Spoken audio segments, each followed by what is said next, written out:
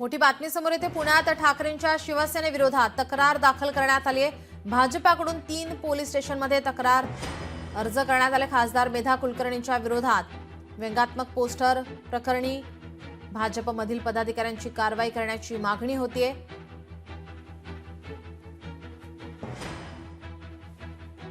ठाकरेंच्या शिवसेनेविरोधात तक्रार दाखल करण्यात आलेली आहे।